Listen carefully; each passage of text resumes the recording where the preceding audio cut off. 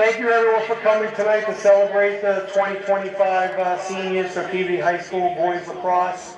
Going to be a great game with Beverly tonight. And again, thank you for coming. We're going to just announce our seniors, give them a big round of applause. It's a big group, so we're going to try to move through this very quickly. I apologize if I butcher a couple of names. Number 18, Captain Anthony Costanzo. He's being celebrated with his parents Anthony and Jill, sister Sydney, grandparents Chris and Nick, and grandparent Roseanne. Thank you.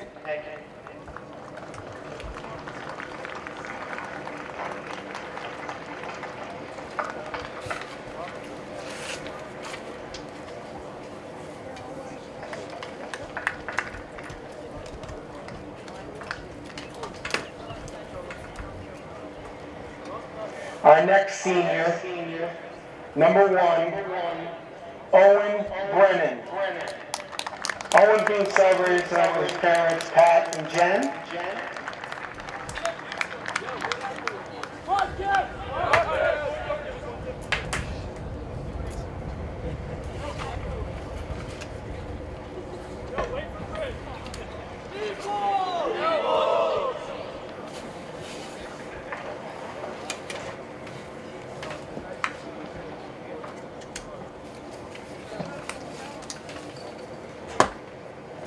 Our next senior, number 2, Stephen Brown.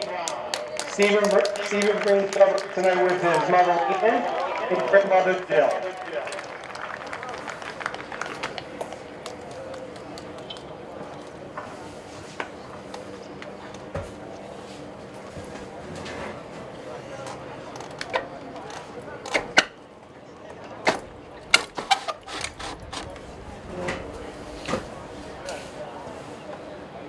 Our next senior, number 3, Camden King. Camden's being accompanied by his parents, Liz and Jeff.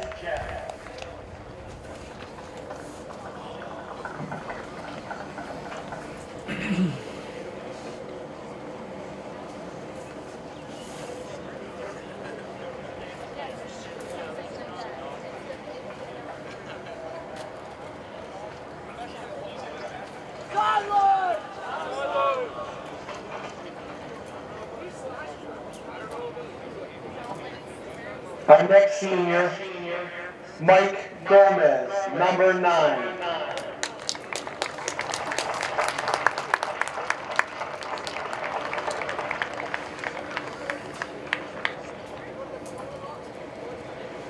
Our next senior, number 10, Mason Klickstein.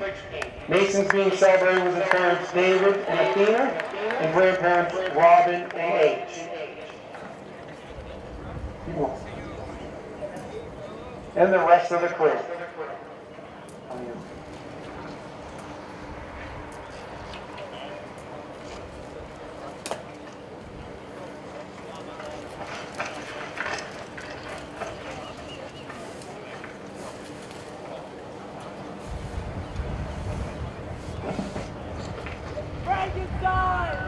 Our next senior, number 11, Kyle Mallon.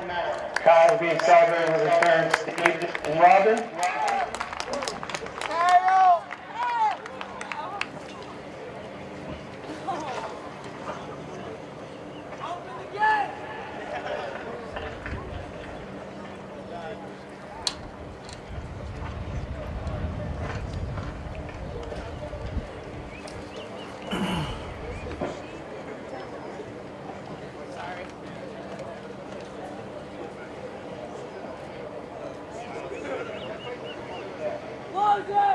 Our next senior, number 13, Sean Britton. Sean celebrated with his mother Elba.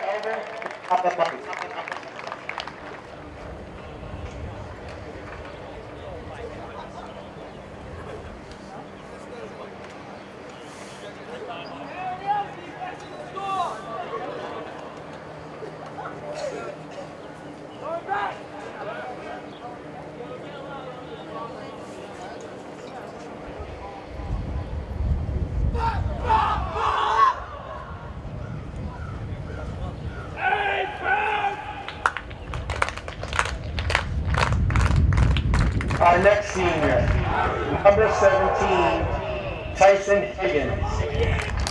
Tyson's being celebrated with dad Mark, mother Michelle, and sister Addie.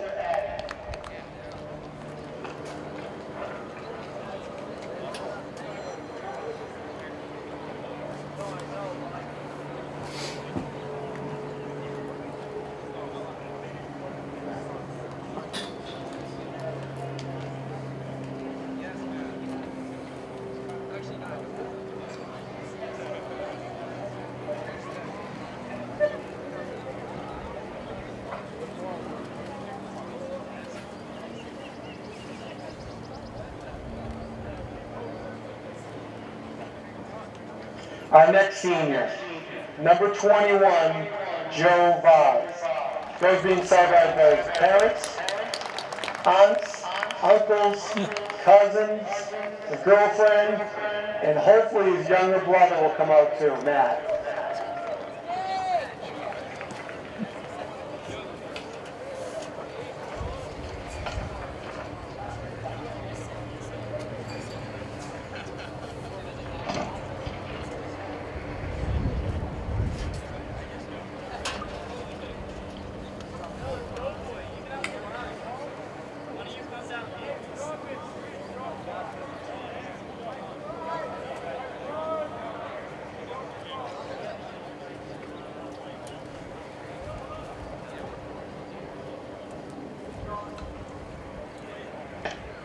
Our next senior, captain, number 22, Jaden Criticos. Jaden being celebrated with mom and dad, Reverend John, sister Ella, and Uncle Chris.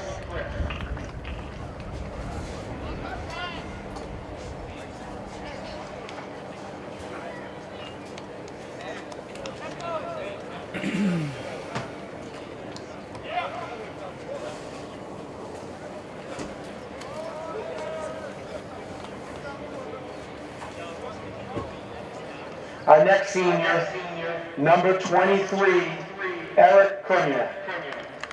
That's being celebrated with his parents Joe and Jeannie, grandfather Joe, brothers Adam and Matt, and sister-in-law Michelle.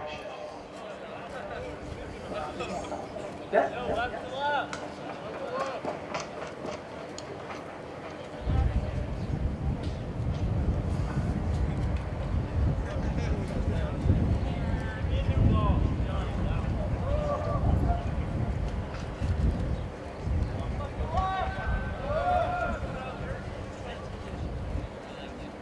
Our next senior, number 28, Antonio Anzalone. Antonio is being celebrated with his mother and father, Suzanne and Frank, brother Dante, and grandmother Millie.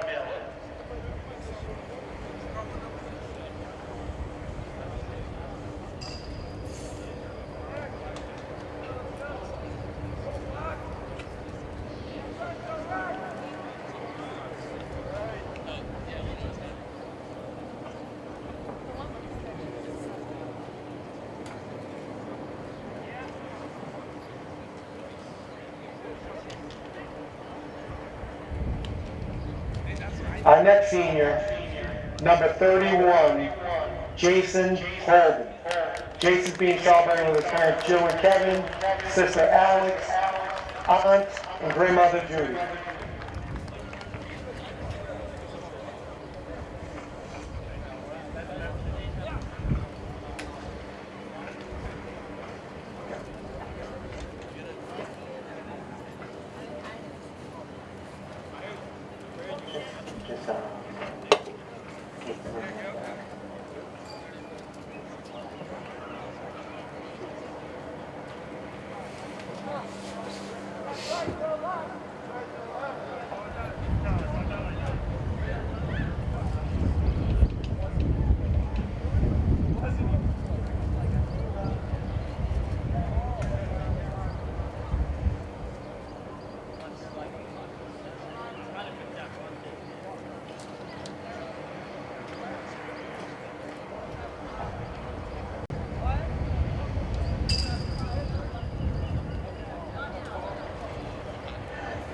Next up, we have senior captain, number 42, Aiden Haight.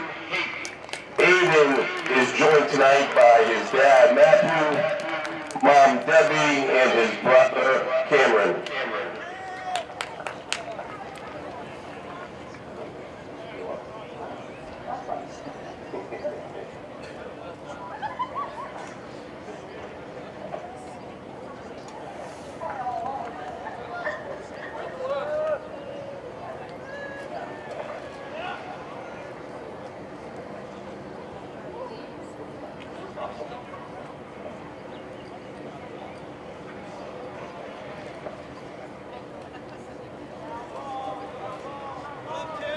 And last but certainly not least, senior captain number 6, Derek Collins. Derek is joined by his parents, Dan and Melanie, and his brother, Peabody all-time great, Cam Collins.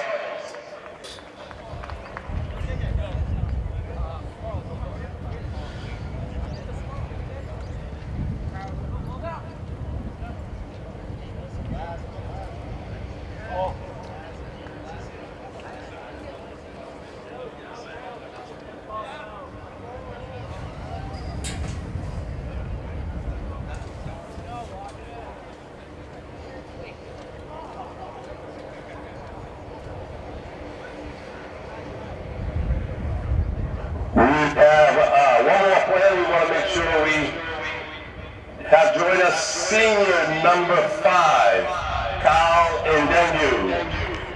Well, Kyle.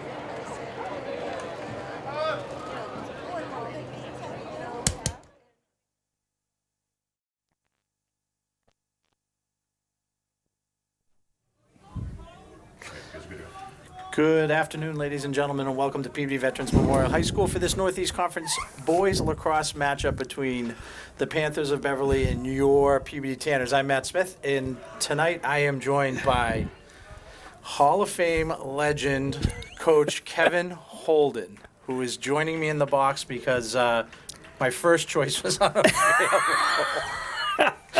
Oh, come on. I'm always your first choice. Yeah, nope, you are.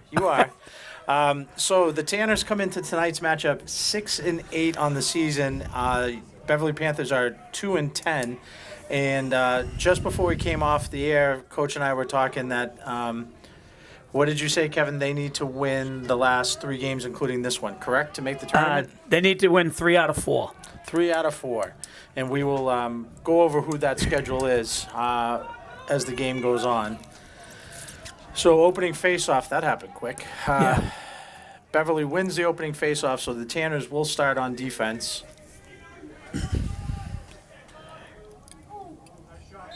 And Beverly immediately gets a shot just wide and will retain possession. Coach, strength of the Tanners? Offense, defense? Well, I think their defense is probably their strength. Certainly with the goalie, Aiden, very good goalie, good mechanics, good technique, sees the ball well.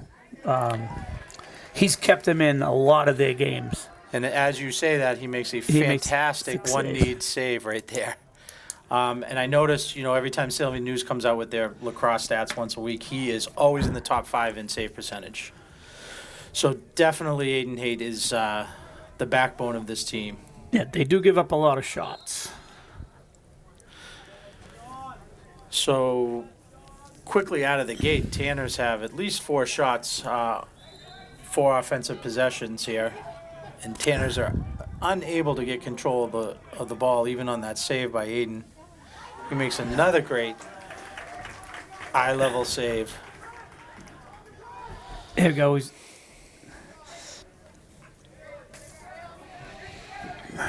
So Tanners with an effective clear here, and they're temporarily on the fast break.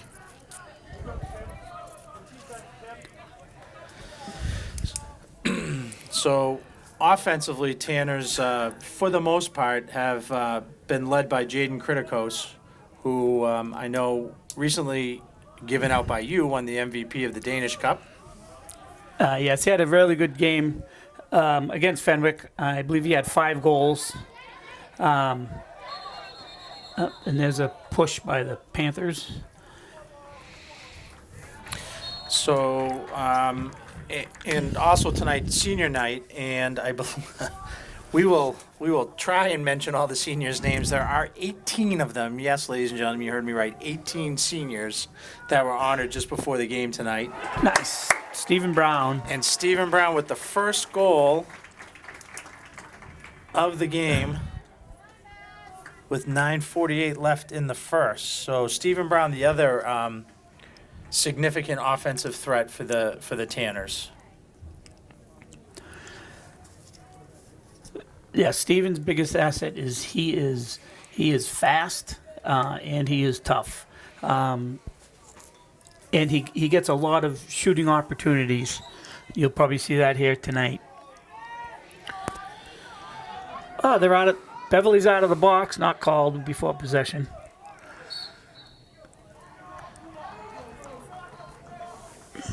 And I don't know if they heard you, but what ref blew the whistle and the ball will go to Peabody.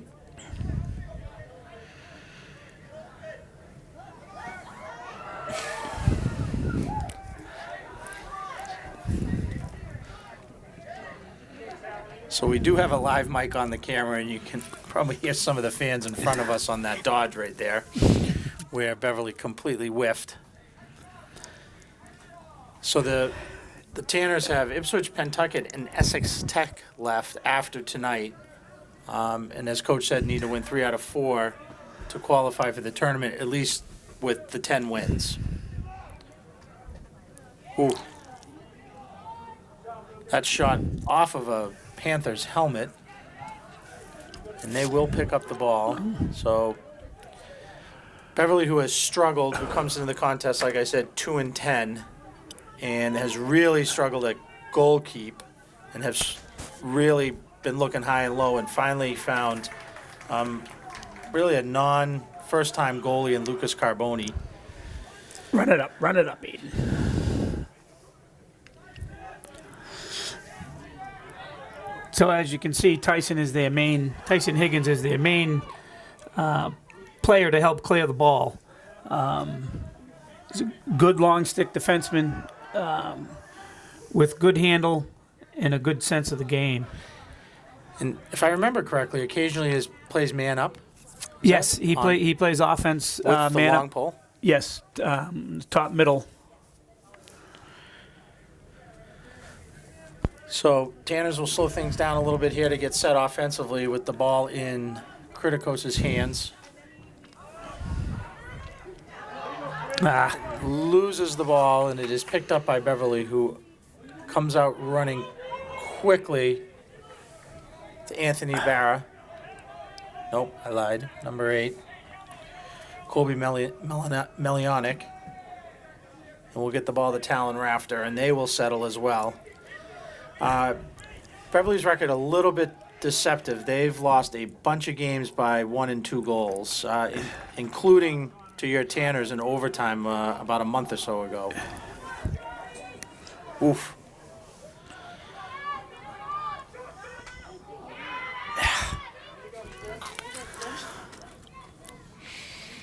So a couple back-to-back turnovers for the Tanners, which luckily have not resulted in shots for Beverly.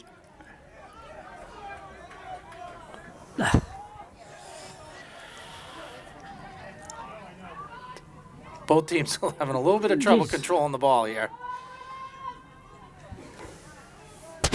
Out of bounds. So I will say this about the Tanners: a ton of first and second year players playing lacrosse for the first time. Right, Coach? Some football players who've come out. I know he's not here tonight, but Gabe Santos. Yes, and they've done a good job, and you could tell because they are improving exponentially. These first year players, Like Kyle Marin, right? Football player taking faceoffs. Kyle Marin taking faceoffs. Like you said, Gabe Santos isn't a first year player, but I think he's one of the most improved players from day one till now, along with Ryan Richard. But didn't grow up playing lacrosse like our kids. Right, correct. So that's a testament to the coaching staff, because to get a kid first year, second year playing lacrosse up to speed and even know the rules and Right. substitution and stick control, so pretty impressive. I did not have them at 6 and 8 at this particular moment. So. No, not at all.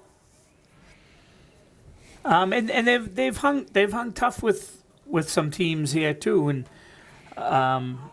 they could, with a couple of better bounces, Have a couple more wins.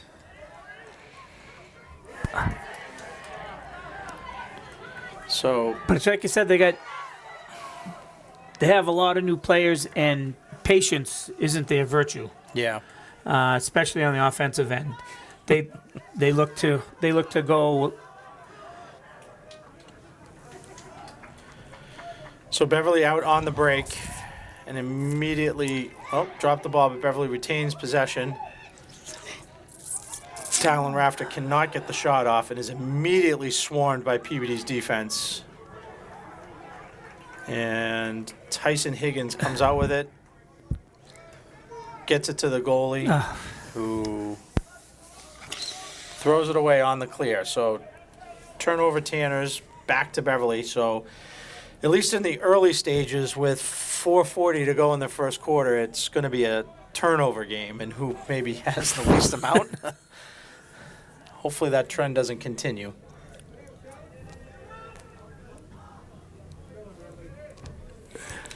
This is Ridley Atchison with the ball, who will get a touch and slow things down for Beverly, who I believe has all the offensive players in that they need.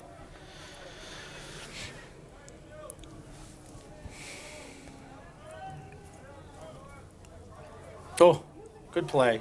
Good play by Tyson. So I don't know if he got a stick on the ball, but he certainly blocked the view of the Beverly player, and the ball goes out of bounds, and Peabody will keep the ball. Run the ball. Run it, run it, run it, run it, run it, run it, run it.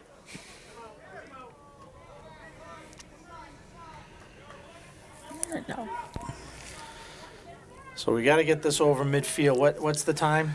Coach? 20. 20 seconds to get over midfield, and then you got to get what they call a touch, which is you'll see the black line that goes right along the 30 and the 20 there. And if that doesn't happen, the referee will blow the whistle and it'll be a turnover. And as we said, back-to-back turnovers. Back-to-back turnovers.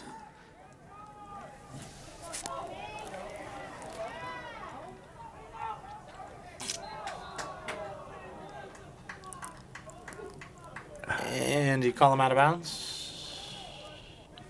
Looks like it. Everyone's Yes. staying down that end. So, good play by Peabody to push the Beverly defender out of bounds.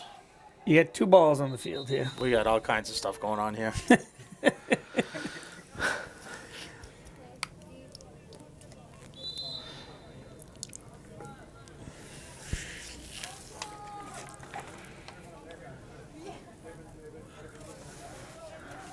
So Peabody will slow it down a little bit here. Got to get a good shot. It's been a little chaotic thus far. That is Mason Klickstein, who threw a pass a little bit low. Ends up in the stick of the Beverly defender. And Beverly is out. Well, they were out in a fast break, but we'll choose to slow it down.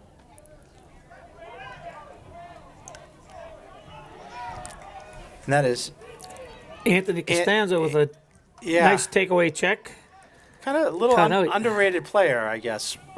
But been pretty good defensively, right? I mean, you've seen way more games than I have, Coach. But Yes, I mean, Anthony is he's an undersized defender, but he plays with a lot of toughness. And certainly when the Tanners stay out of the penalty box, their defense can be very formidable. And by the way this game has started, we potentially could have had a couple penalties already, but we have been penalty-free. So like I said earlier tonight, Peabody honored their seniors, and there are 18 of them, including captains Jaden Kritikos and Derek Collins, Anthony Costanzo, Aiden Haight, Jason Holden, who is related, that is Kevin's son, Tyson Higgins, Eric Cunha, Joseph Vaz, Antonio Anzalone, Kyle Marin, Owen Brennan, another first-year lacrosse player, Stephen Brown, Camden King, Mason Klickstein, who is not a first-year player, but probably midway through his high school career, left baseball and came to lacrosse, Sean Britton, Gabe Santos, who is not here tonight, but has been a significant contributor, Mike Gomez, and Carl Indunji. And I'm sorry, and Tristan Ramsdale. Round out your seniors for the 2025 Peabody Boys Lacrosse team. I think senior introductions took about 45 minutes. So after the Beverly timeout, because they did have possession, they will again begin their offensive set, which there haven't been too many offensive sets by Beverly because they've either turned it over or it's been a fast break. So we'll see what they have here in the half-court offense, as they say. So that will be Ridley Atchison for Beverly, who will try and make a dodge and give it up.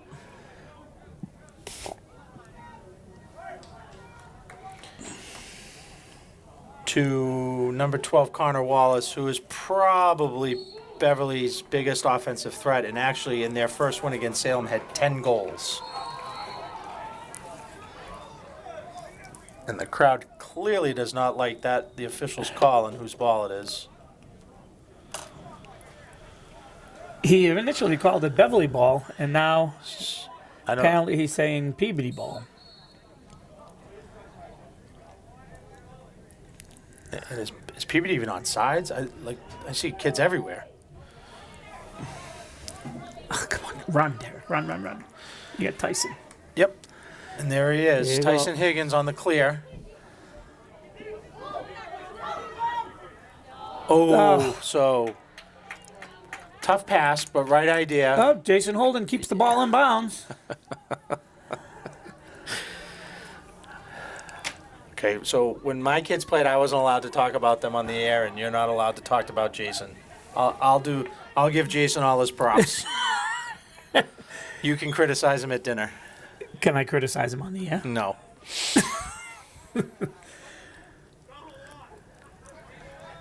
So, Peabody turnover results in Beverly getting the ball back. Both teams struggling offensively here a little bit, not even to just get a shot off. With a little under a minute left in the first quarter, Peabody has a very slim 1-0 lead. And that's pretty. And yeah. it started off here. Beverly had 4 or 5 quick shots right in the first minute and a half. Yeah. Yep. Aiden had 2 or 3 saves. One of them was spectacular.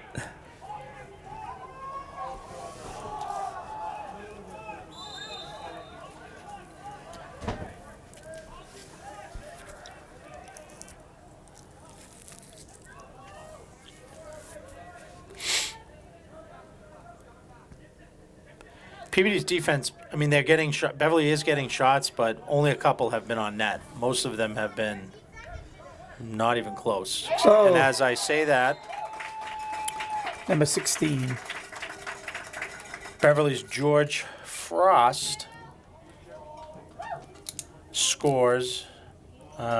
George, a sophomore who has just returned to the field after suffering a pretty significant concussion.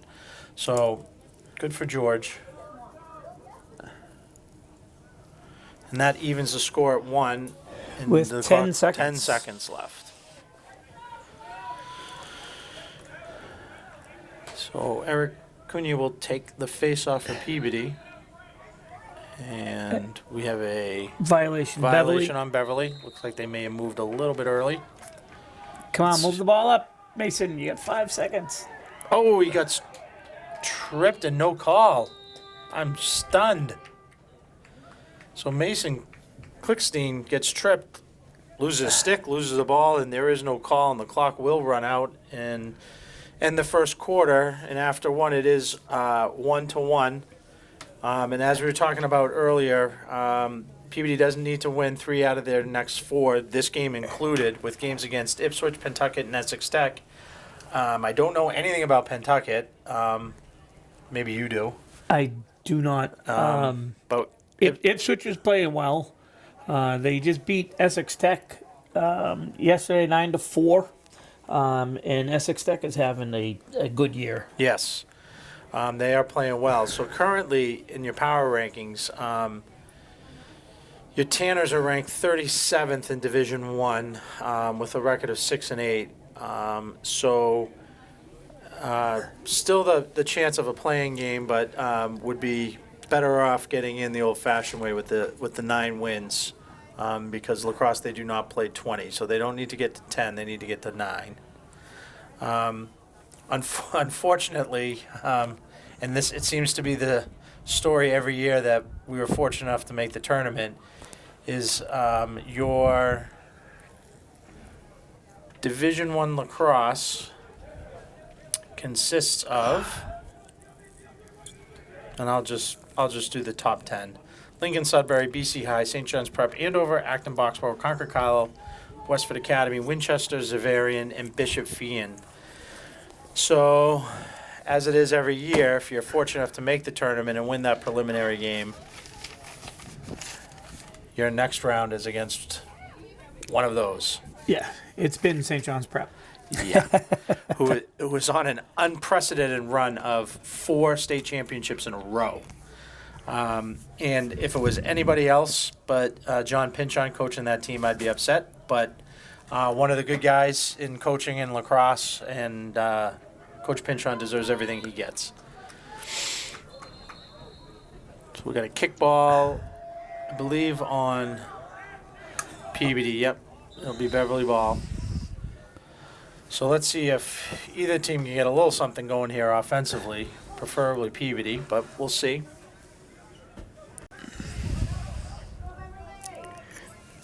Oh, and a little miscommunication there because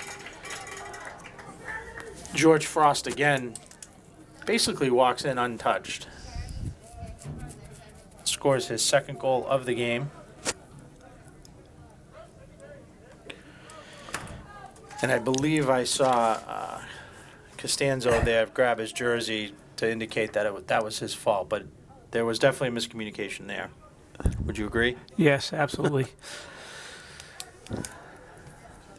You know, you always talk in lacrosse about winning the whistle. That's something I noticed Peabody does not do. Like after any kind of dead ball, they don't get back in position. They kind of walk around instead of just getting back into where they're supposed to be. If it's defensively, getting back into the hole, and that really hurts a team because that gives the other team, 3-on-2s, 4-on-3s. Sure. Yep.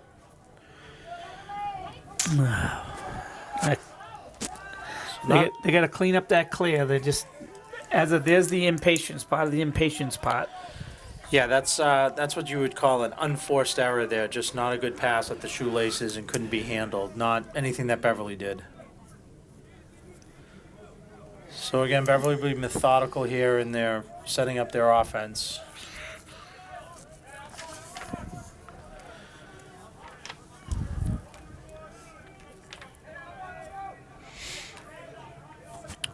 I'm sure the Panthers here looking to get Connor Wallace involved here, who has been fairly quiet thus far. No goal in the crease. Yep. So I believe that was Johnny Meza on that move, but the goal will not count because Meza was in the crease. So Tanner's turnaround, Kritikos brings it over midfield. He will get the touch. Settle. Tanners need to get a good shot here. Enough turnovers.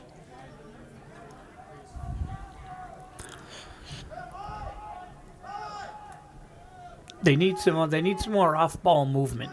One guy with the ball, 5 stagnant. Yep. A lot of standing around here.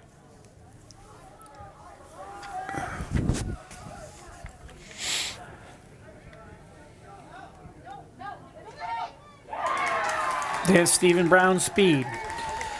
So, great move, great dodge, great shot by Stephen Brown for his second goal of the game, which will even it up at 2. And that was a pretty good move. He went left. I'm assuming he's a righty because he brought the stick back to his right hand, kind of on a tough angle there. Yeah. But he did what he's supposed to do. He got above GLE and got himself a good angle for his shot. So that was a good clean possession by Peabody.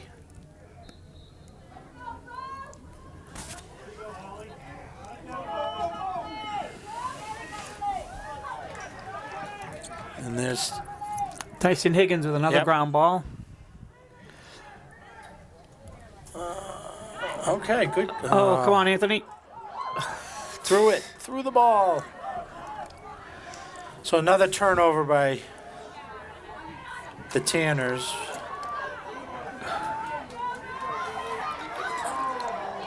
It's Ridley Atchison who is playing with fire a little bit there. So he does keep possession of the ball after being double teamed, and Beverly will try their hand at a little bit of offense here. Tanners need a stand.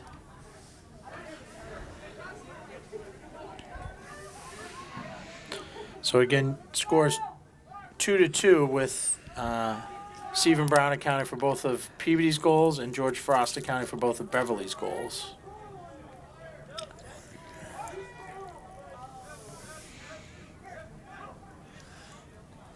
That is Frost again, but that is a good save by Haight. Who was that, Coach, out and running? Number 9.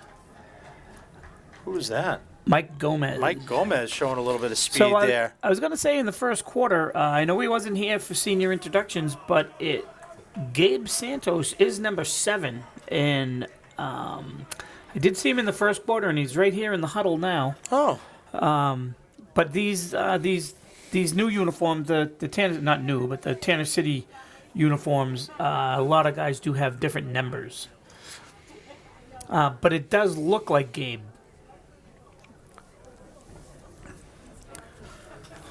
so you think Gabe is what number? 7. Okay. He is 7. Yeah, but with these the Danish the- Cup uniforms, with the some of Tanner them are City different. uniforms, yeah. Sorry, Tanner City.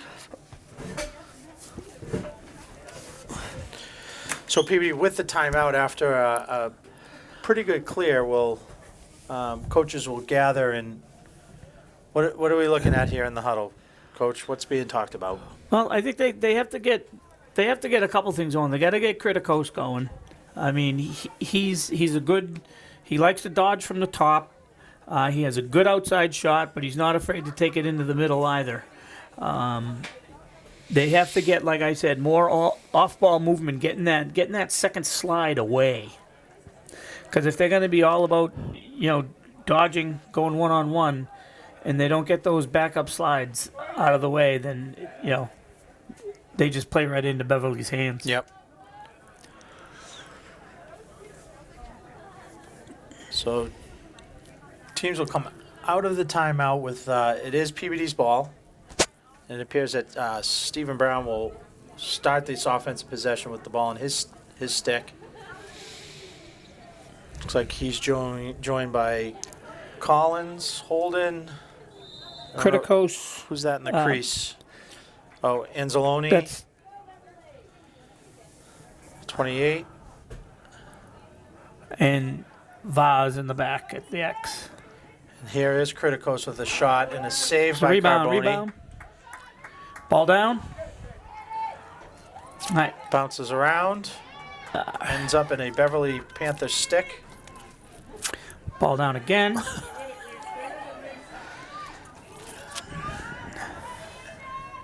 And it is eventually picked up by number 19, Will Johnson.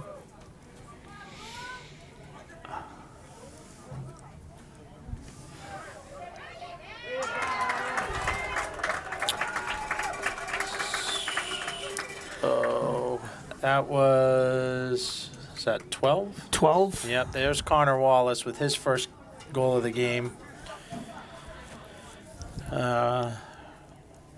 Connor Wallace, in the absence of George Frost, has been Beverly's primary offensive threat. Like I said, 10 goals in the Salem game.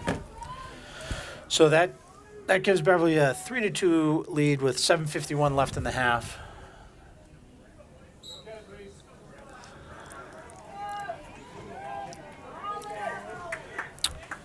So Beverly's Oliver Wagner will win that face-off and race off the field. Oh, I hate that. I don't know why that bugs me when they roll it like that. I feel like that's an accident waiting to happen. Well, a crossfield pass from there, it would be Dangerous.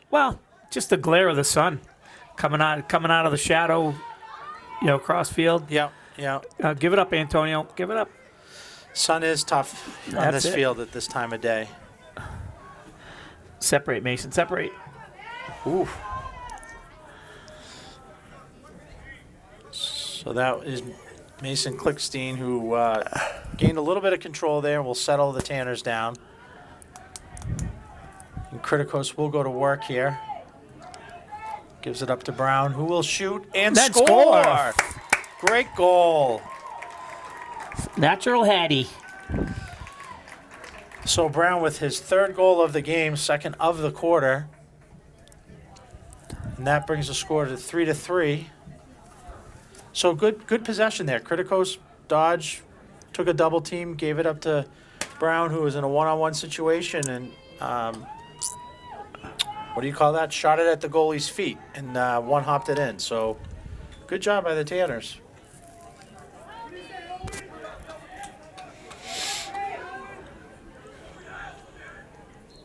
Beverly moved. Okay. So Beverly moves early, and Tanners will be awarded the ball. And this is Owen Brennan, who has the ball taken from him.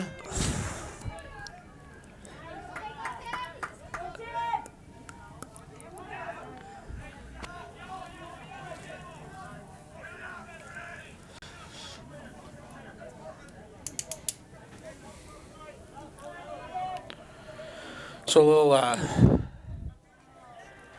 shout out to one of the Beverly assistant coaches, Kevin, who you might know, Jackson Thomas, Oh, yes. who's helping out the defense a little bit, who I know you coached in youth lacrosse. Yes, Jackson played for us, coming from Salem when Salem didn't have a team at his age group. And Jackson was a fine player. He was very coachable, and he was like a sponge. Yep. Jackson turned out all right in spite of I wish his he still. parents. I wish he still played. I know they tried to get him to play. He's transferred over to Salem State from Utah. He went out to Utah. So good pass, just couldn't handle it. Dropped by Peabody. Would have had a good opportunity there. So.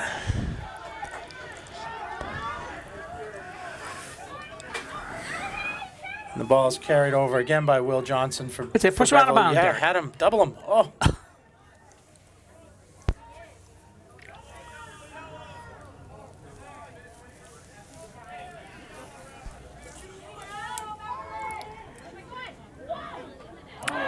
So Talon Rafter gets in, gets a shot off. Looked like it, maybe it went off the goalie. I'm not sure. I think it went but right off his hands.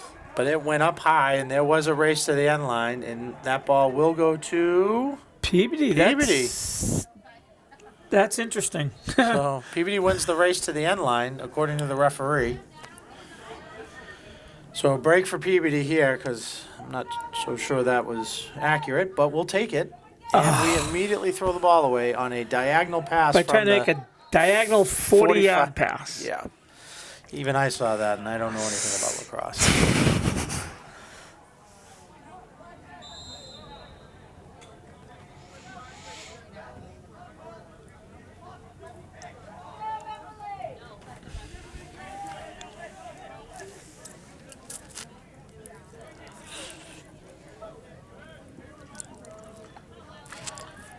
So good defense. Yeah, good defense there. Tyson on George Frost. Frost gives it up, gets it back. Swings the ball to Johnny Meza. And Talon Rafter will go to work, but is immediately double teamed, so he is forced to give it up. So pretty good defense here so far by the Tanners. Ridley Atchison will throw the ball away, and it is picked up by what we believe is Gabe Santos. Okay. So Gabe Santos making an impact here.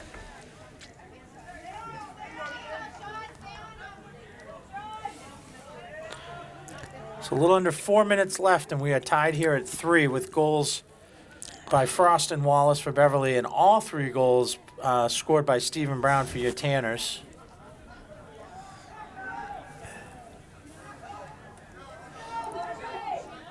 Oh, Holden with a great pass. Oh! So Jason Holden with a pass to Anzalone, and he just misses wide left of the net. Antonio Banderas. Would have been a great goal, great play. But those are the type of things I was talking about. They move a little on the crease and they take away that one slide, and they get a little crack, a little seam. So good play there by Costanzo to interfere. Oh, I thought he gave it to Peabody. Nope. He must have had. Did he call a tip? Yep. I didn't see So him. Good play nonetheless to break up the pass. So gives Peabody a chance to recover on defense here.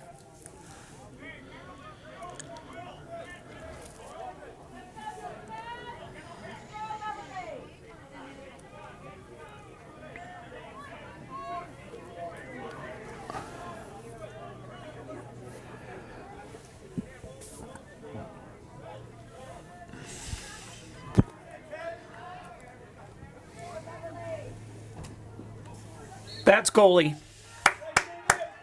Good play. So good heads up there play by Peabody's goalie to win the race there and immediately come out of the crease, win the race to the end line.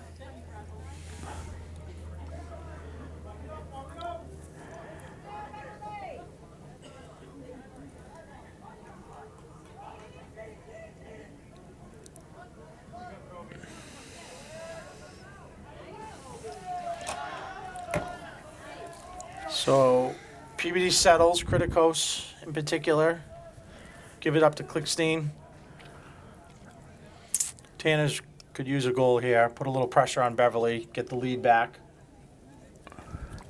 Potentially going into halftime with the lead with about 2 minutes to go. Oh, Banderas again. So again, but I think, I don't know if that was so much as a save as the shot went off the goalie's foot. And Beverly will, I don't know what's happening here. So Beverly throws a long pass that's broken up by the goalie, and goalie's stick got knocked out by a Beverly player, and it's gotten a little chippy. I'm guessing was there a timeout called? Is that why the whistle blew? No, I think he might be calling Aiden for playing without his stick and awarding the ball to Beverly. Even though He had already made the pass. It looked like the stick was knocked out of his hand by the Beverly player, but nonetheless, yeah, I think, Coach, you're right. They are going to award the ball to Beverly. Did get a little chippy there. And that's kind of been Now he called a penalty on Jaden Kritikos. Illegal body check. So there you go. So we have our first penalty of the game, and it goes against Peabody. So they will be a man down for what I suspect is a minute. Yes. I didn't quite see that one, but No, I was watching the interaction with the Peabody's goalie and the attackman from Beverly.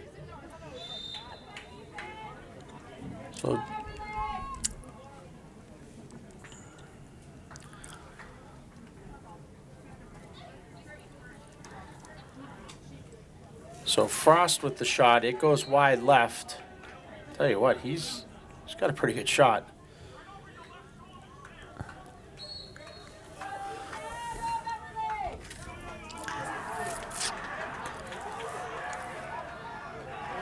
We have another flag down.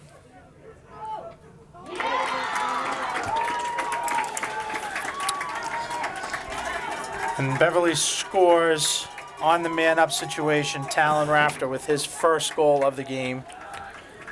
and that's going to be a slash on 44. So Anthony Costanzo will go, and Beverly will remain man up with 1:21 left in the second quarter. So one penalty ends and another one begins. This is where they'll put Tyson on the draw, and they, as far as speed and ground ball ability, I would try to get Stephen Brown in there on the wing. What are they? Why are they two men down? Did he lock that first penalty in? He must have. Wow. So Peabody is two men down with that first penalty being locked in. And Beverly will call a timeout here to drop a play in a critical situation. You got to score two up. Did you Two men up. Did you get a time on that first penalty? Was it 2:12? So they have Yeah. 4 seconds left, Yeah. possibly. Yep. So while we have a second here, I just want to recognize some of our Tanner Lacrosse alum who have gone on to play college lacrosse, and some whose seasons are ended, and some whose careers have ended, including your son Jack Holden, who finished a spectacular career at Western New England. Drew Lucas, who also finished a spectacular career at Bryant University. His brother Johnny Lucas, who took St. A's to their first ever undefeated season. Do I have that right? Undefeated regular season. Yep. Yep. They lost in their conference championship, and in the NCAA's, they are now on their way to the semifinals. With a win this weekend puts them playing at Gillette Stadium for Whoa, the that's right. for the national championship game. That's right. Couple guys at Salem State, Ryan Rice, Cam Collins, Trot Smith at UNE. Who else am I missing, Coach? We got a lot of Peabody lacrosse alumni out there playing. I think I'm missing a couple more probably at Salem State. But it's good to see.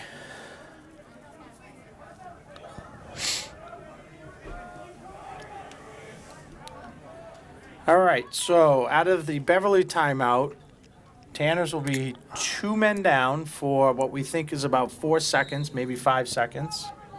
We'll see, but I don't see either Peabody guy getting ready to come in here. So it may have been longer than 1 minute penalty, which it definitely was. So Peabody knocks the ball loose. It is immediately picked up by, I don't know, 15 on the far side. He is knocked out of bounds. And I'm wondering if the Tanners called a timeout just before he either lost the ball. Referee called a push, I believe, didn't he? So that was Ethan Hartford who scooped up that ball and ran up the sideline. But it does look like Tanners called a timeout, which is probably a good timeout because he was either going out of bounds or going to lose the ball. Or going to lose the ball. So, good timeout there by the Peabody coaching staff. Now, we have 54 seconds left. We are not 100% sure on what the penalty situation is. So, I imagine it's probably going in Stephen Brown's stick, and he is going to run around here. I don't know, Coach. What's the strategy here?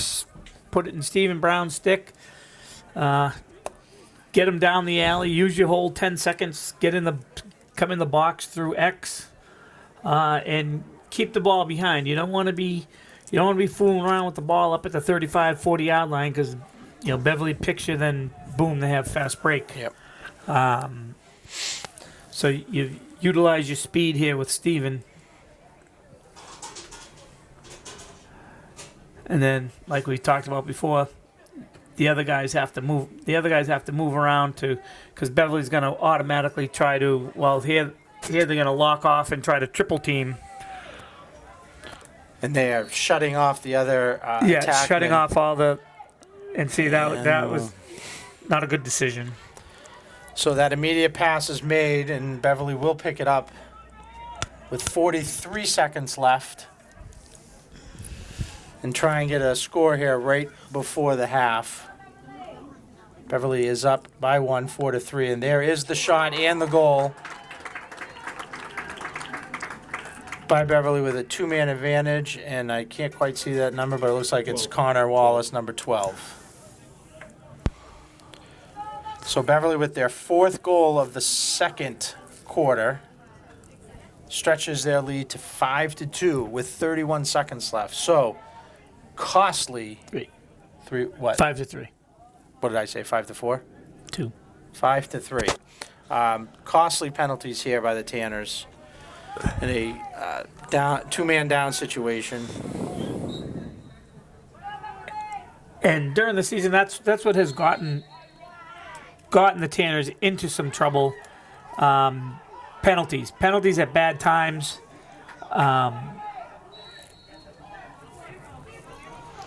And Peabody's not a team built on making multi-goal comebacks. Oof. A little bit of hot potato here. Yeah, fighting against each other here. Over and back. I don't know what that. There's no possession. So 10 seconds left. Beverly probably looking to get a shot off here. Nope, they're going to be content to just run the clock out. Well, they run the clock out, and Peabody was still man down, correct? Yep. So they get possession with no face-off to start the third quarter.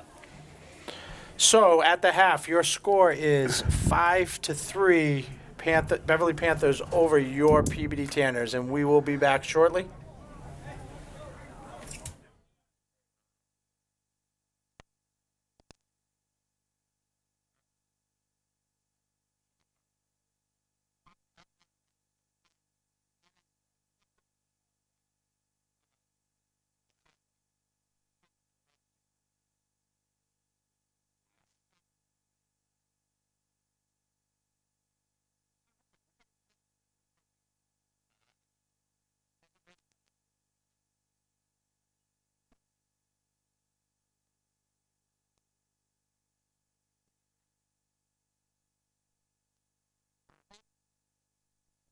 Take it away. Welcome back, ladies and gentlemen, to second half action of Peabody Boys Lacrosse versus Beverly Panthers. We have a first half score of 5-3. I am Matt Smith. I am joined by Kevin Holden. Coach, first half analysis besides turnovers. Besides turnovers, there's not a whole lot to talk about. We touched on it earlier. It's patience that causes a lot of their turnovers. There's Aiden here with another nice save. Great save. So Peabody is in a man-down situation with one penalty left over from the first half. Oof. Come on, give it up. Scoop it up, tight. Scoop and roll. So both teams back to even strength, but we ended the first half with two costly penalties by your Tanners, which resulted in a Connor Wallace goal. All of your scoring for the Tanners has been done by Stephen Brown with 2 in the second and 1 in the first quarter. And Beverly's scoring has been a combination of George Frost, Connor Wallace, and 1 goal by Talon Rafter, which gets us to 5-3.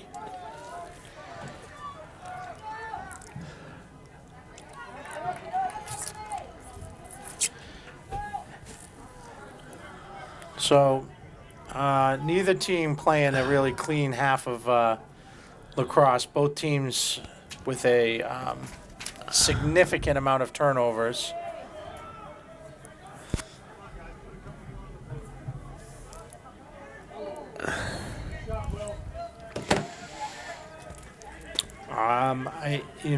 Not keeping track, but I'm guessing Beverly has more shots than Peabody.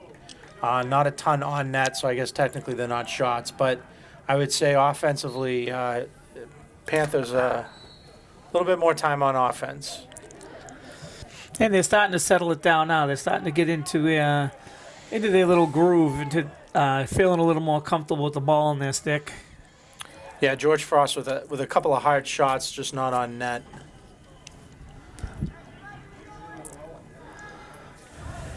So again, this is a crucial game for the Tanners, who have to win 3 out of the next 4, this game included, to get to 9 wins for the state tournament.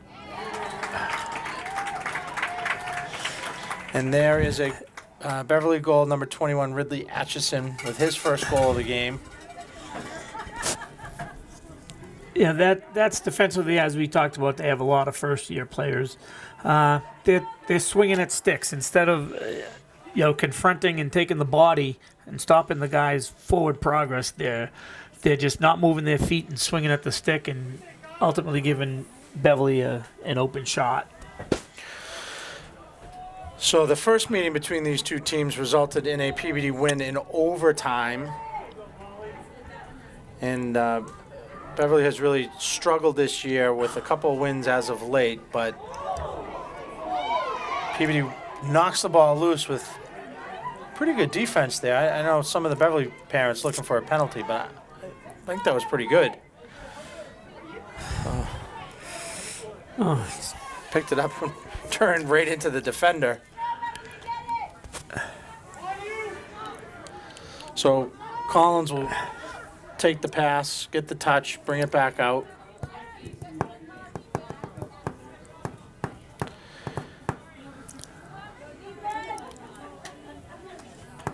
And really keying on Criticos here. They're almost full denial, similar to basketball. They've a few teams this year have tried to do that to Jaden, just shut him off, and as soon as he touches the ball and it starts to make a dodge, they try to double team him. So, I can't. through it. There we go. Criticos comes up with the scrum right at about the 50-yard line. And we'll take the shot, and it is wide, and it's going to be won by the Beverly goalie. And it is there. And it wasn't even close. There again, they're not in position to back up the shot. That's an attackman's responsibility. Backside attackman should be always on his toes to back up the shot. So after winning the race to the end line, Beverly will clear it, get a touch, and they too will start their offensive set here. And a quick shot by number 16, George Frost, which goes wide, but Beverly will keep possession.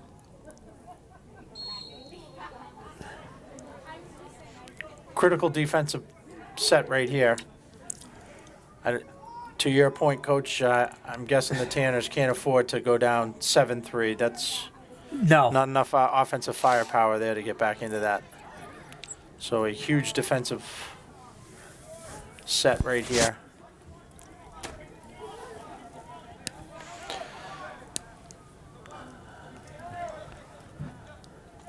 So Connor Wallace rolling left. Gets almost to the front of the net, has to give the ball up. That is Johnny Meza. Defended by, I can't tell who that Ryan is. Rich. Ryan Rich. Who, as Coach Lucas used to say, tried a hero check. And the ball is picked up and run into the Beverly end by Carl Ndunje. You got to let that fly. Come on. So a couple opportunities here for Peabody to shoot the ball, and they can't. And number 28, Anzalone found himself sitting in the front of the net with nobody on him and couldn't handle the pass. And then Peabody goes and commits a penalty. So Beverly will have the ball offensively until either Peabody gains possession or Beverly turns it over, which they just did. So the whistle will blow, and Peabody will be man down again. Not sure what the penalty is. I didn't see it. So Illegal body check. yep. So it looks like, is that Britton going to the penalty box to take a knee? 13. Yep. Sean Britton. Yep. So Tanners again will be man down.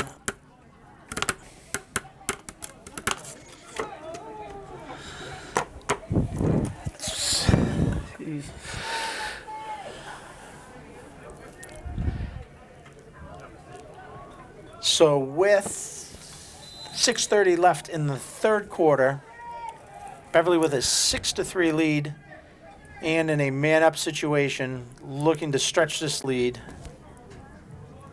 I'll tell you what, Beverly hasn't helped themselves. They could easily be up by 3 or 4 more goals, but they have not helped themselves. In Just right there. Like right there, just threw the ball away in a man-up situation.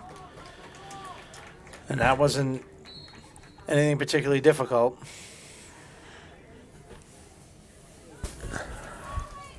No.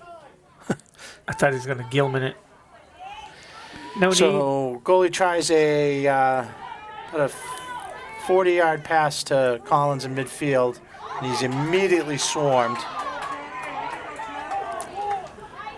Johnny Meza takes a couple checks for Beverly and is able to retain possession of the ball. We are back to even strength.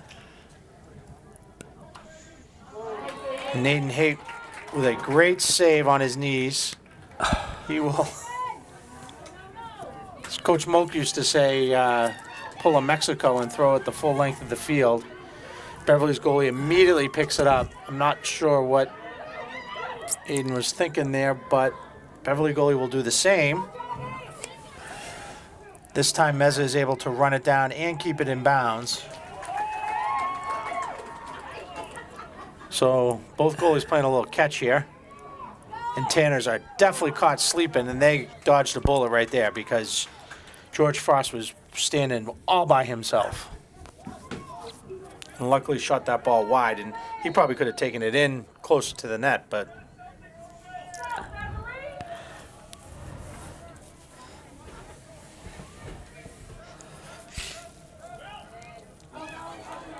oh, good play. So Good play by Gabe. That's Yeah. definitely Gabe Santos. The way he's throwing checks and the way he's He's relentless on defense. So good defensive play there by Gabe to knock the ball away. All right. All right. So finally, and Tony Anzalone finds himself in the front of the net and is able to gather the pass and score his first goal of the game. With, is that Costanzo who made the pass? Assisted by Anthony Costanzo. Yeah, okay. So good clear, good fast break there. So with 4:30 left in the third, Tanners creep a little bit closer. Beverly holding on to a 6-4 lead. That's why you have to turn the tides here. They have to start winning some of these face-offs. Yep, momentum.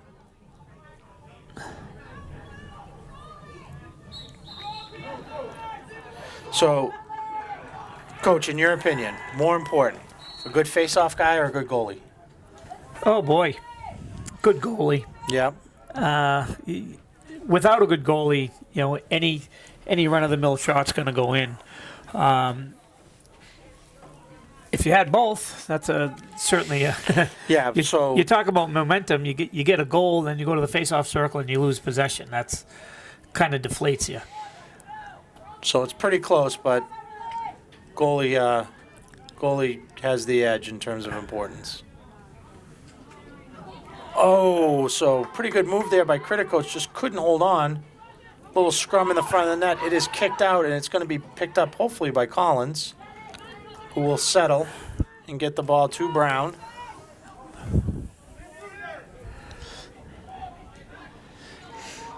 See, now he'll wait for Derek to clear through and try to...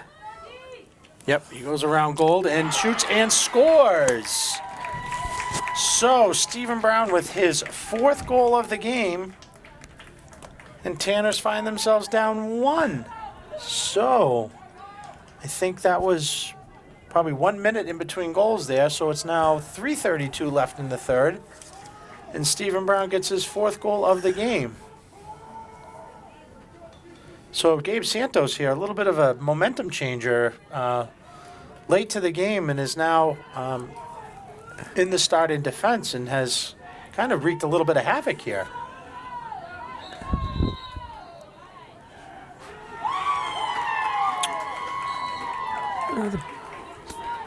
So Beverly face-off guy getting a little frustrated now. He's violated. That's his fourth violation. yeah. So what was that? Too quick? Too quick, or they flinch. So Tanners could even things up here. That, I believe, is Derek Collins with the ball in his stick, and he will dodge left. See, that's what I'd like to see. Derek Collins put the stick in his right hand, drive to the middle, and face dodge a kid to his strong hand, and shoot in the alley. Gave it up a little bit too easily there. Yeah. Well, he doesn't put the stick in his opposite hand either. So Criticos with the shot attempt, but it is blocked by a Beverly defender, but it is quickly scooped up by Stephen Brown. And he will go to work against Colby Melianic from Beverly.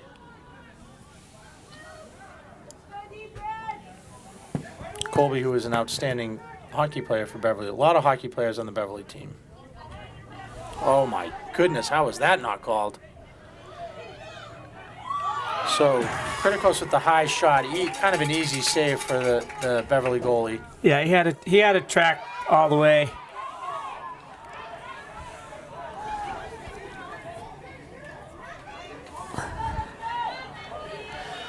That's it. Get over there. Get over there.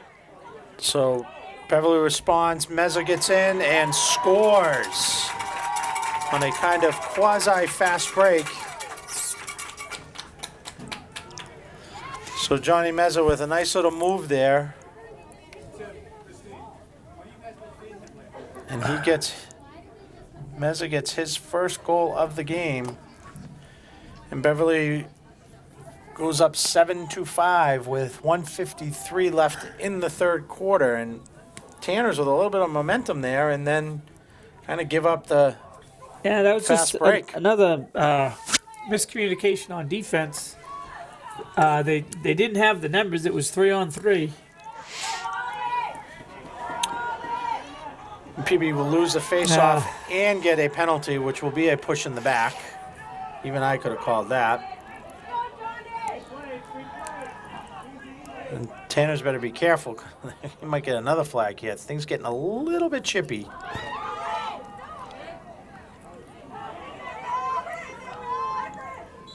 And Peabody will scoop up the ball, and the referee will blow the whistle because of the flag. So Tanner's in another man-down situation with a push in the back, which really shouldn't have happened. That is not a great penalty.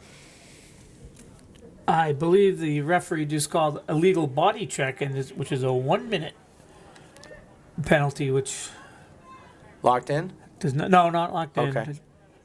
So I don't know who that was on. I can't see that number from here. It But was on Tyson Higgins. so Tyson Higgins will take a knee on the sideline, and Beverly will go man up, looking to take a 3-goal lead, and they do. The relatively easy goal for number 14, Caleb Kaplan. Like I said, it's rough on those low defenders when Tyson gets a penalty because he kind of runs the defense. Yep. He's the quarterback back there. So not saying they're lost without him, but they do have a little helter-skelter when he's not back there. So penalties have really hurt the Tanners tonight. I believe all but one man-up possession that Beverly has scored in.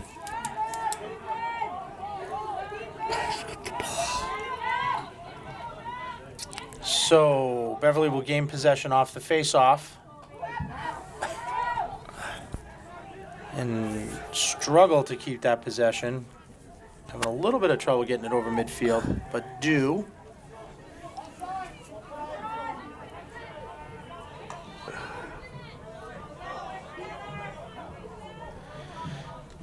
Panthers will settle it down. Peabody's offsides. Yep. I don't. They gonna call it? No. No flag. Ref has his hands on his hips in an offside call, but I think Yeah. it's because he's tired.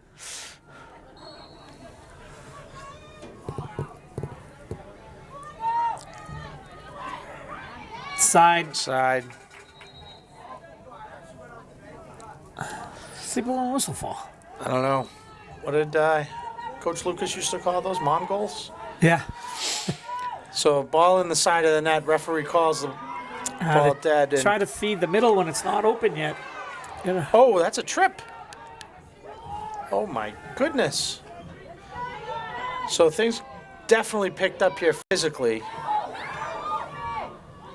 on both sides.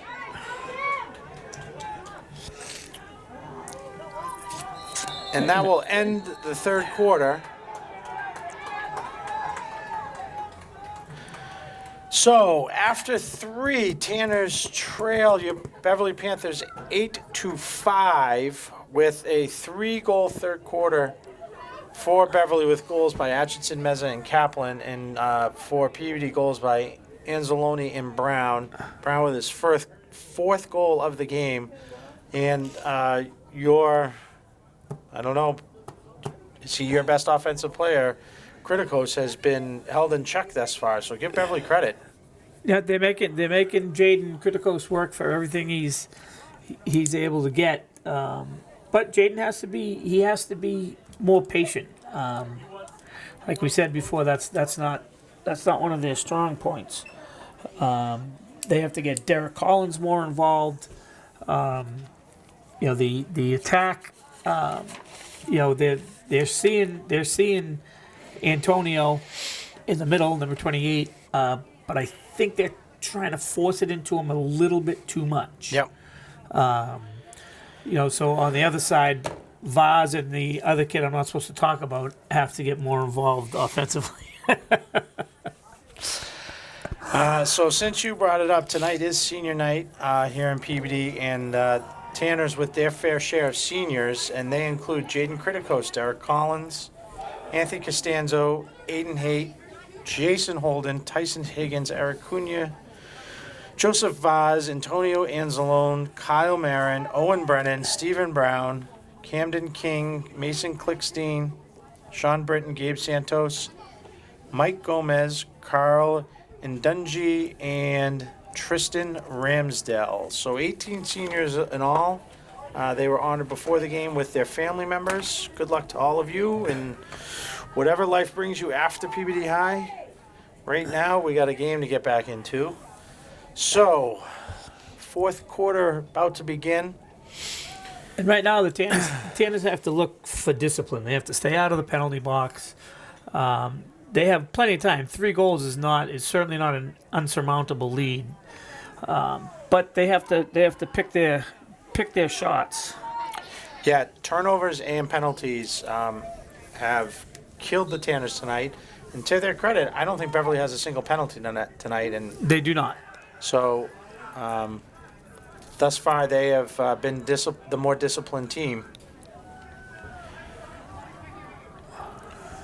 So Beverly wins the opening faceoff of the fourth quarter. Shot attempt there by Johnny Meza goes a little bit wide left. But they win the race to the baseline. There's your basketball bringing. Yep. They win the race to the end line.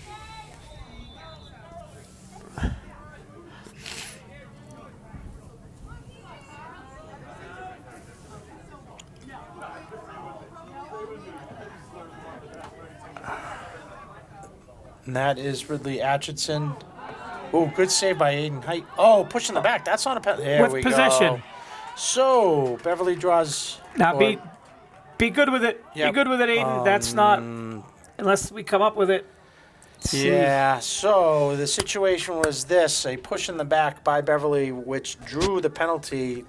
Ball ends up in Aiden Haight's stick, and he throws a behind the back pass to midfield, which lands on a Beverly player's stick. Had Peabody retained possession, I think this is what every coach preaches, that you at least want to get a shot off. You at least want to get it. You have a free shot. Yeah, ball is going to be yours no matter what. So get a shot. So this is what you were asking about earlier. This is where they put Tyson Higgins, a long stick, at the top of the box, which they used to do with Johnny Lucas. Yep. So that shot by Jason Holden is deflected by the defender, goes out of bounds, and will stay Peabody ball.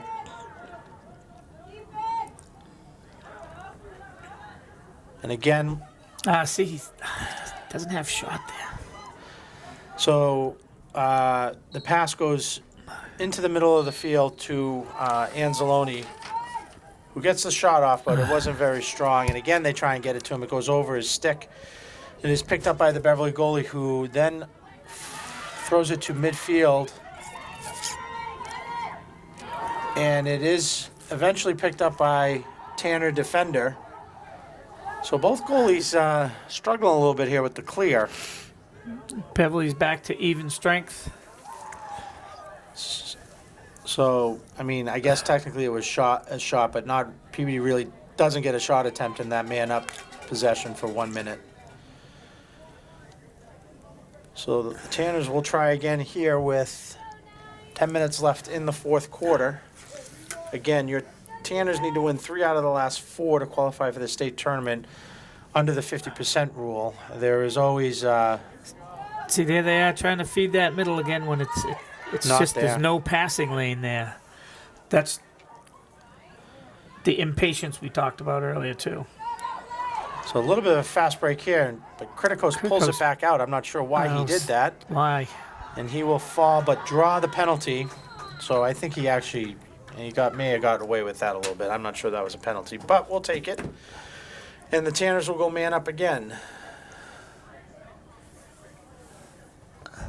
I think he just slipped and fell, but I think the ref is going to call a push. Yep.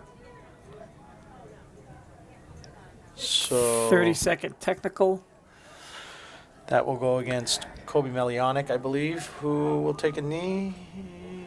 I can't see, but I'm pretty sure that's him. So Tanners really, really need to take advantage of this man-up situation here.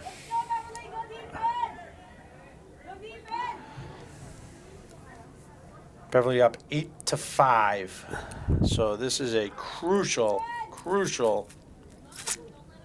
possession, and Kritikos gets a shot on net, but a relatively easy save by the Beverly goalie.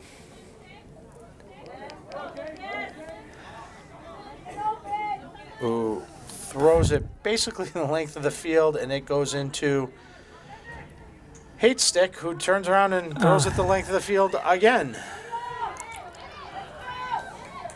And basically both goalies are playing catch here at this point.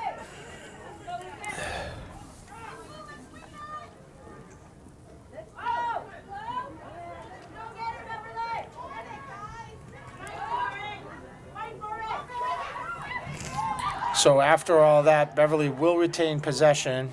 Caleb Kaplan will give the ball up, settle things down. The ball is in George Frost's stick.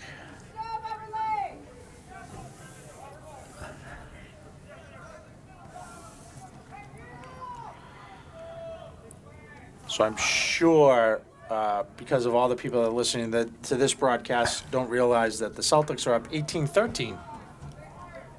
Very good.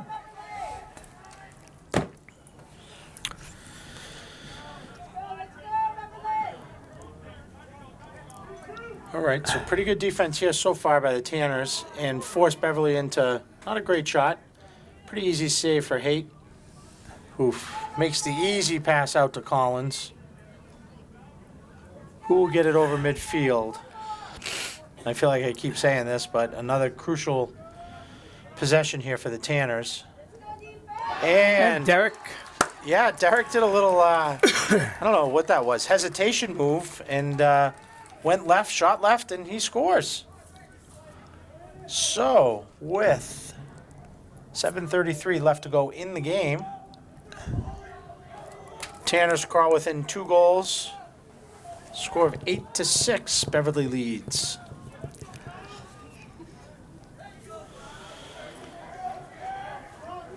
See, now Peabody needs to play the wing game on the faceoff because they're not winning a lot of the draws, but they need to lock down those wings. Yep. So Klickstein on one side, and I'm not sure who that is on the other side. Tyson Higgins. And it's another violation on Beverly. Yes. I mean, Now, Beverly's we need struggling. to get it out of Kyle's stick. Give it up. Give it up. Attaboy. He gives it up to Jason Holden, who will bring it back up top and give the ball up to Kritikos. So, good job.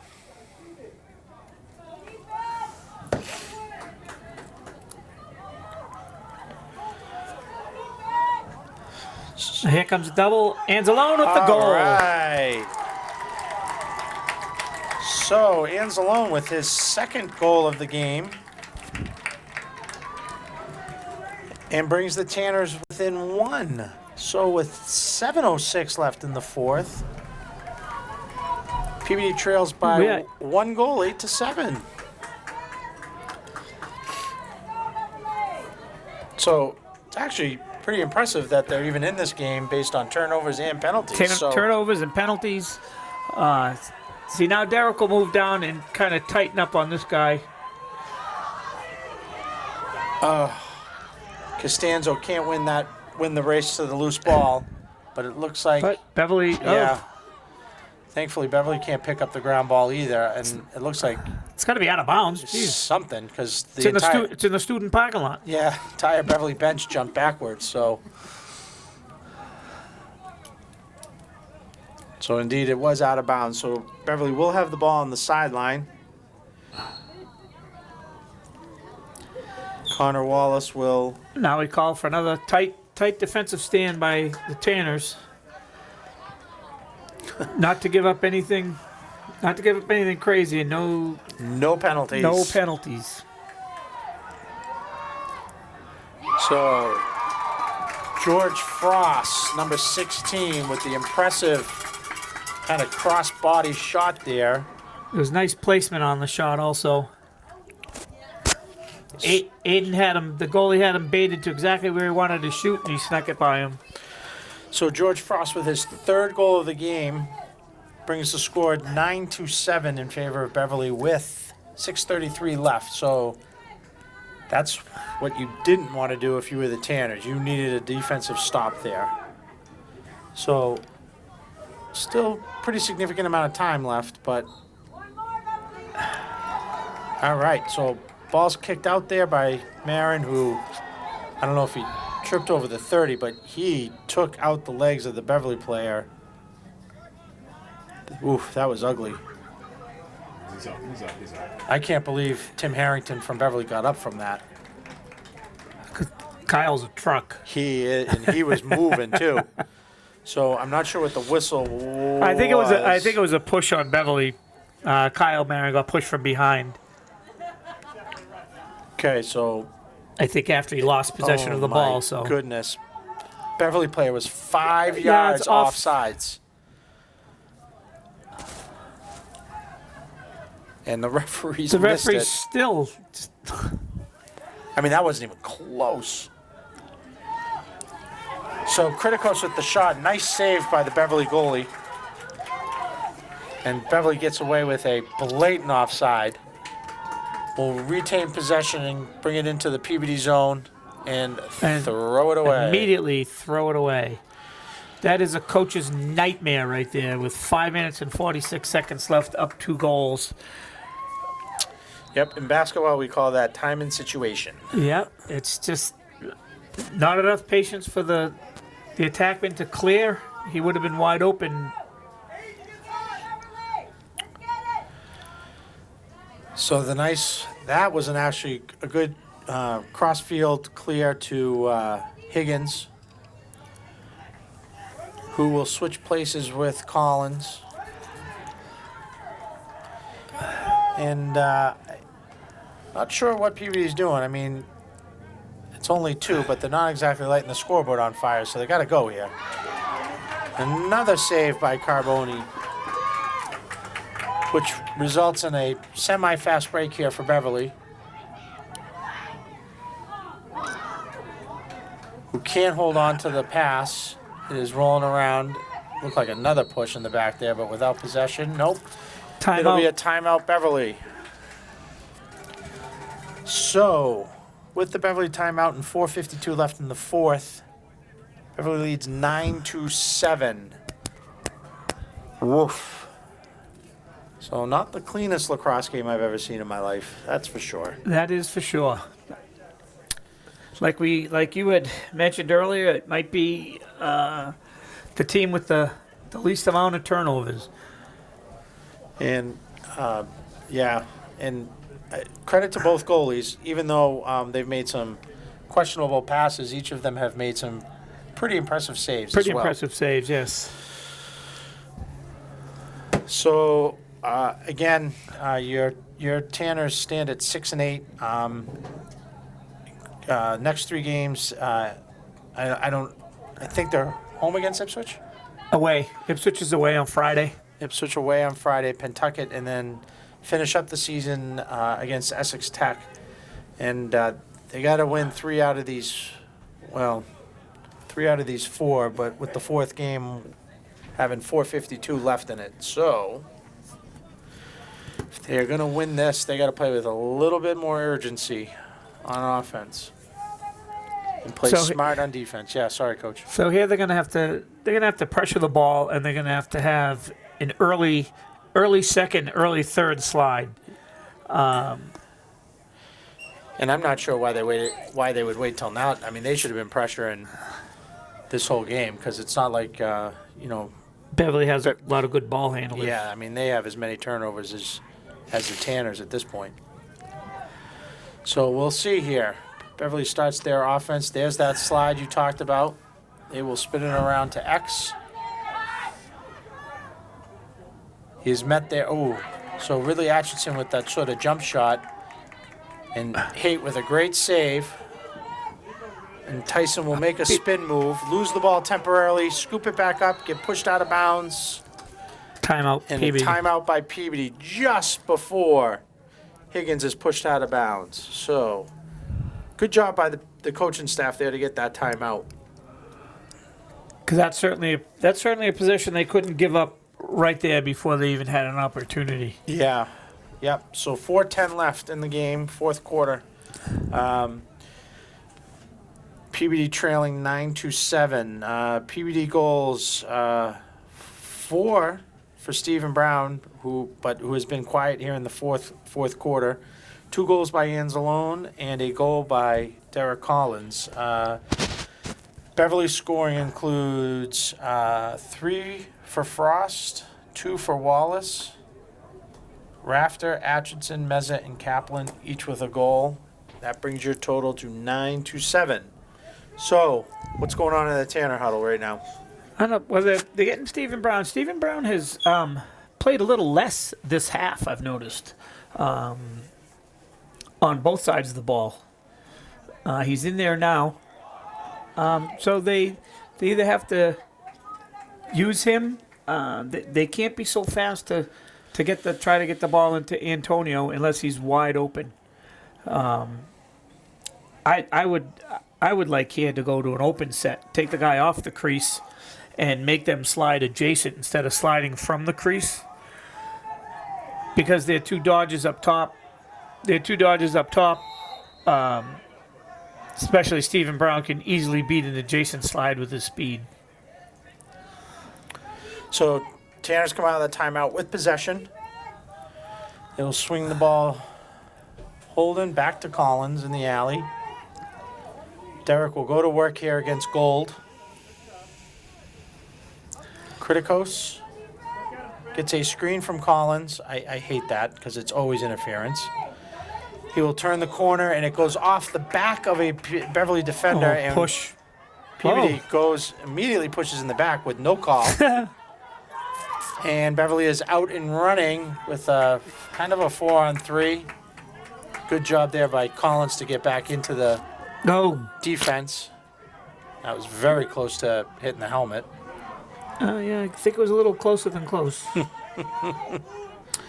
So Beverly will probably look to work a little bit of clock here with 3:12 left in the fourth quarter, up 9-7.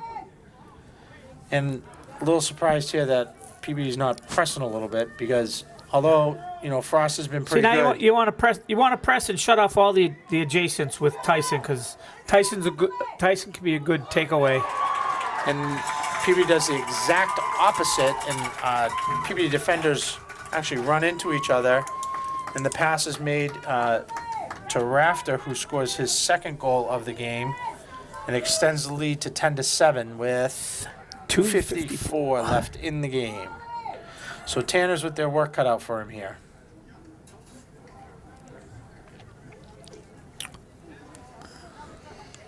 So that was a little bit of bad luck right there because the Tanner defenders kind of ran into each other or tried to avoid each other. And I did not see who had the assist, but that left him wide open to make the pretty easy pass to Rafter, who was pretty much standing in front of the net by himself. So Beverly will get possession off the face-off as Melionic.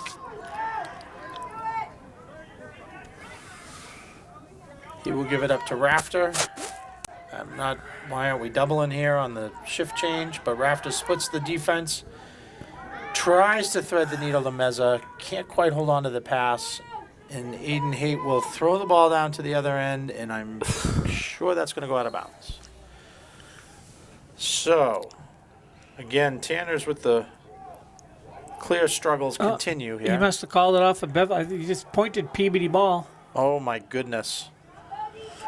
So if Peabody can score a goal here, with under 2 minutes, Beverly's going to have to keep it in the box, so it makes it a little easier to press. But we got to score first here, and we got to go.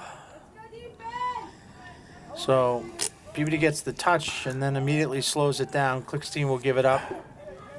And here's Jason Holden. Throws the skip pass. I believe that's Kritikos. And he is immediately shut down. Gives it up to Stephen Brown, who beats his defender but loses the ball. And the Panthers immediately pick it up, and they are out and running.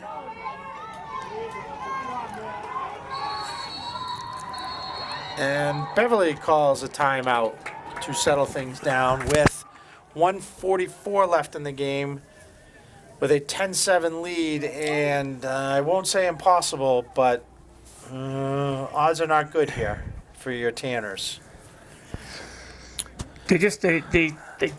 They're showing like a lack of urgency, especially in the offensive zone of those last couple of possessions. I would have liked to seen them dodge harder. That was a nice dodge, a nice take by Stephen Brown there, but he lost the ball just when he was getting ready to pull the trigger. Yep, made a nice move to get around and just dropped it.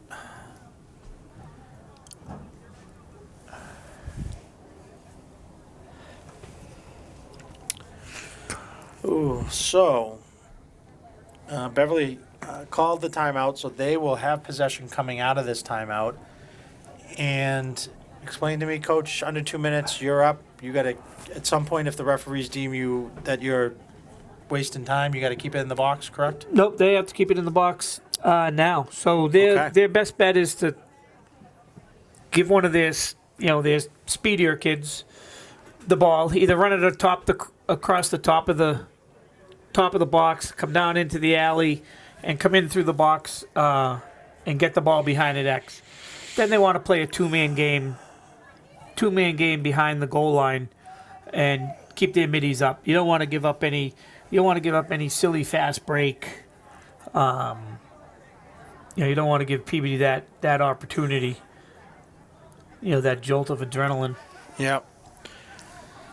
So, with 1:44 to go They should in play. the ball They game, should play 10-man. Everyone should be locking off a guy. I don't know what Anthony Costanzo's doing. 10-man meaning goalie is also covering. Goalie's also an covering. offensive Now they player. push this kid out of bounds, and they don't get him out of bounds. Oh, and he takes a shot, which No, they didn't get it in the box in 10 seconds, which is a bad mistake by Beverly. So with that 10-second violation, Klickstein will race it across midfield, get a touch. But again here, we got to go, guys. We got to go.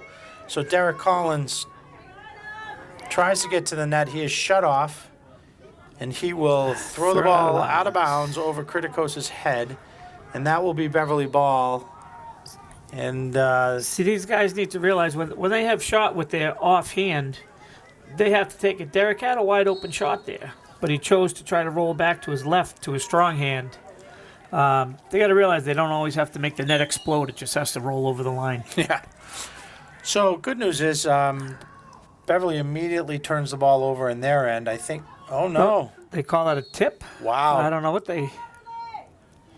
So the Tanners are doubling. And Meza is fighting to get possession of that ball. It is basically 2-on-1 there, and Peabody still can't get it. And they do come up with it. And Aiden fires. Is that Jason? Yep, Jason Holden Jason picks Holden it up. picks And it he up. is pushed out of bounds, and no flag, but a whistle. So let's see. You make the call. He was definitely pushed in the back. And he definitely had the ball, so I thought that was a penalty, but apparently not. And I have no idea And they why, gave the but ball to now they're giving it. No, they're giving the ball to. so Beverly will take possession, and I guess they just called Jason out of bounds. I don't know. And Beverly gets an illegal body check, which should be a flag. I didn't see a flag come out. So George Frost tries to lay the lumber, as they say, and gets called for an illegal and that's going to be interference? Nope.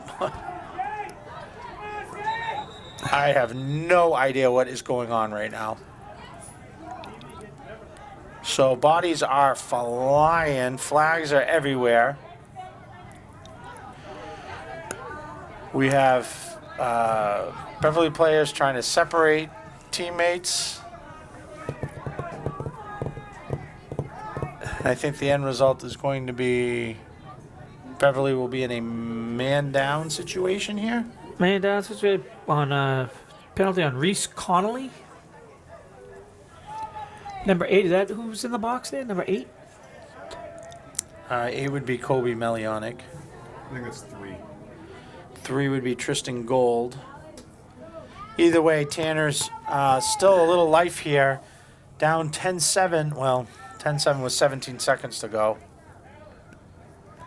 So my guess is it's going to be a shot right off the whistle here.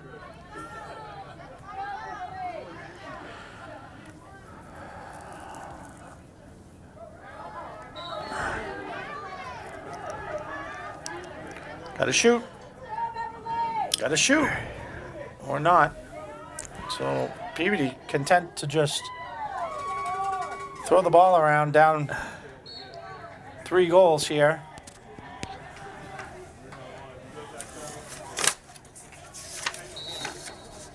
So Tanners will not get a shot off. That will not count. And Beverly holds on to win 10-7 to get their 3rd win of the season. Your Tanners will fall to 6-9, so we'll have to win the last 3 games of the season. And we have a little pushing and shoving here at the end. Not a clean game by any means, by players and or referees. So, your final here at Peabody Veterans Memorial High School is Beverly Panthers 10, Peabody Tanners 7. Kevin, thanks for joining me tonight. I appreciate it. Matt, thanks for inviting me. I kept your seat warm for you, Bri, for your next game. Which will probably be Danish Cup next year, but nonetheless. All right, thank you, everyone. Have a good night. Go Celts.